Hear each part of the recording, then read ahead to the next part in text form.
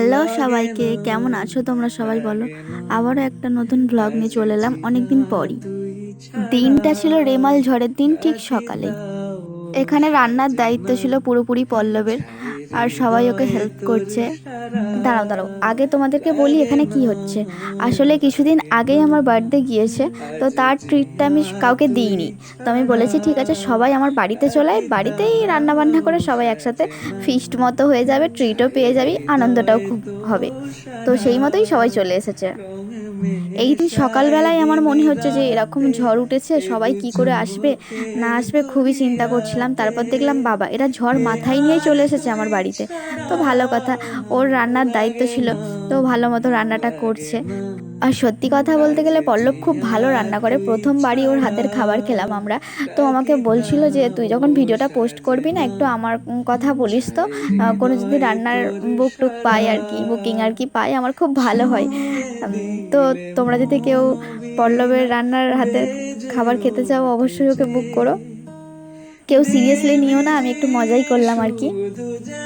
আরও একটা চিন্তা ছিল জানো তো, আরও কিছু বন্ধুদের বলেছিলাম, তো আমি ভাবছিলাম যদি ঝড় উঠে যায় তাহলে ওরা আর কি করে আসবে। এরা তো সকাল সকাল আমার বাড়িতে চলে এসেছে, কিন্তু ওরা কিভাবে আসবে। তারপর দেখলাম ওরাও খুব ভালোভাবেই চলে এসেছে। একটু যাওয়ার সময় প্রবলেম হচ্ছিল, একটু ঝড়টা উঠে গিয়েছিল, তার মাঝখানেই ওরা ঝড় মাথায় নিয়েই আবার বাড়ি ফিরেছে।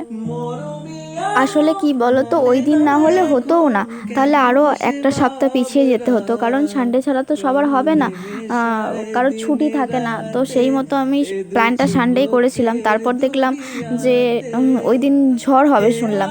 তো তারপর আমি প্ল্যানটা ক্যান্সেল করিনি, কারণ যেহেতু সবারই প্রায় কাছাকাছি বাড়ি, তো সবাই চলে আসবে, কোনো অসুবিধা ছিল না। আর একবার আমার বাড়ি পৌঁছে গেলে আর কোনো প্রবলেম হবে না, সেই হিসেবে আমি প্ল্যানটা ক্যান্সেল করিনি। তো সেই মতোই সব অ্যারেঞ্জমেন্ট করেছিলাম। গল্প করতে করতে দেখছি পল্লবের রান্নাটা প্রায় কমপ্লিট হয়ে গেছে। তো আরও কিছু রান্না আছে, সেগুলো মা করবে। এইটুকুই ওর করার ছিল, তো এইটুকুও করে দিয়েছে। প্রায় অনেক দিনই হয়ে গেল ভিডিওটা পোস্ট করা হয়নি। সকালে ভাবি বিকালে করব, বিকালে ভাবি সন্ধে করব, এইভাবে পোস্ট করা হচ্ছিল না, তাই আজকে ঠিক করলাম আমি আজকেই এডিট করব, আজকেই পোস্ট করব। আর এই যে মাই রান্নাটা করছে, আমি একটু পোস্ট দিচ্ছিলাম আর কি, দেখো যে আমি রান্না করছি এরকম একটা ব্যাপার। তো কিছুই না, মা রান্নাটা করছে। আমি পুরোপুরি সব ক্লিপগুলো নিতে পারিনি, কারণ মাঝে মাঝে এতটাই ঝড় হচ্ছে যে মনে হচ্ছে এক্ষুনি থেকে মানে রেমাল চলে এলো, এরকম একটা ব্যাপার। তো তার মাঝখানে খুব তাড়াহুড়ো করে রান্না করা হয়েছে, কারণ আমাদের রান্নাঘরটা প্রায় বাইরে, ভিতরের রান্নাঘরটা এখন কাজ হচ্ছে, তাই পুরোপুরি কমপ্লিট হয়নি বলে বাইরে রান্না করা হয়েছে। করতে করতে অনেকটা বেলা হয়ে গেছিলো, তাই ওরা খেতে বসে পড়েছে সবাই একসাথে। তোমাদেরকে তো আগেই বললাম সব ক্লিপ আমি নিতে পারিনি। এখানে ওদের খাওয়া দাওয়া প্রায় শেষ, তারপর ওরা নিজেদের মতো করে একটু সময় কাটাচ্ছিল।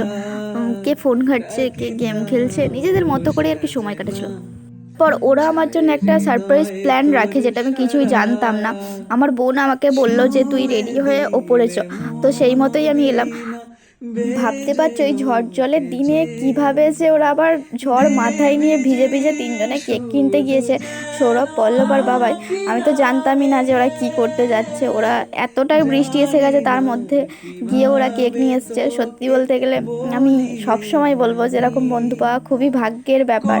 তো ওরা ছিল বলে আমার দিনটা খুব এত সুন্দরভাবে গেল।